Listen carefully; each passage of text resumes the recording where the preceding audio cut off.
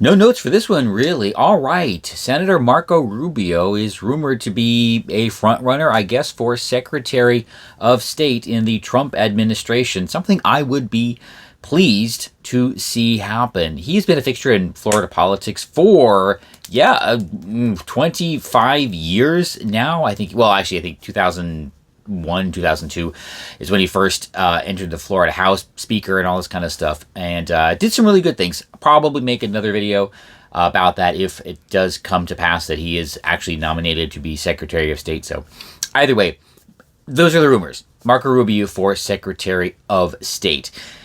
Okay, let's think about what the president might have in mind for Marco in this job. And my first thought is kind of a new Monroe Doctrine.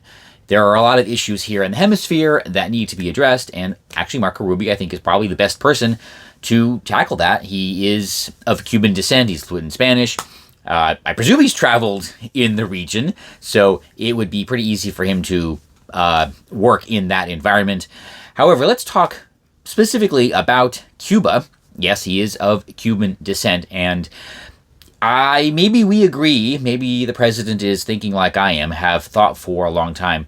We need to do something different with Cuba, and we really need to end that situation. It's kind of crazy that the Berlin Wall fell to almost 30 years ago, and Cuba is still Cuba. It's still communist Cuba, and at least right now, that does not look like it's going to change anytime soon without drastic action. They have been subject to an embargo for quite a long time, actually for a lot, since the revolution, actually since the Castro revolution. And so we're going, 50 years on that, and they've been able to withstand it previously because of Soviet help and now probably with Russian help. And then, there's the Chinese and everything going on. So that hasn't worked. And again, I think I've said this in most of the recent videos, just because we're doing something and because we have been doing it for a long time doesn't mean that's what we should keep doing it. I've thought for a long time that we need some new and decisive and bold action with Cuba. And I think simply overrunning them with freedom is the best thing to do. I have been looking into Marco's history on this, and he seems, let's just say, willing to do this, described in a way that a politician would describe it.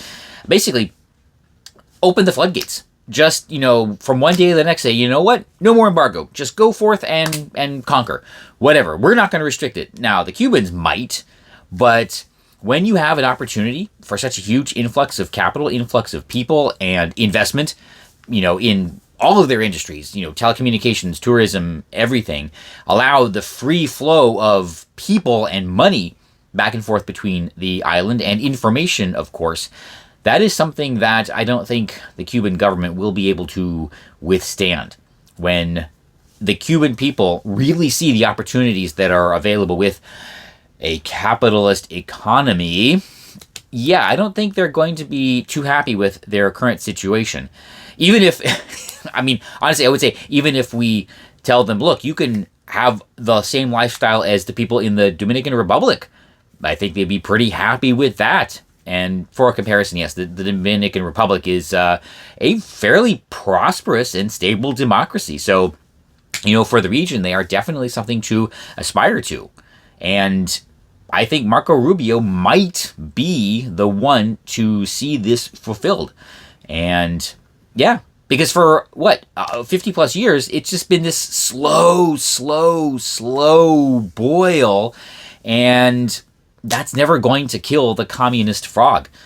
I think it's time we drastically and radically changed our policy toward Cuba by just overrunning the Cuban government with freedom and money and information, which, they all go hand in hand, despite what our friends on the left might try and convince us of otherwise. So, it's time for something really drastic to change with Cuban policy, and hopefully that's what President Trump has in mind.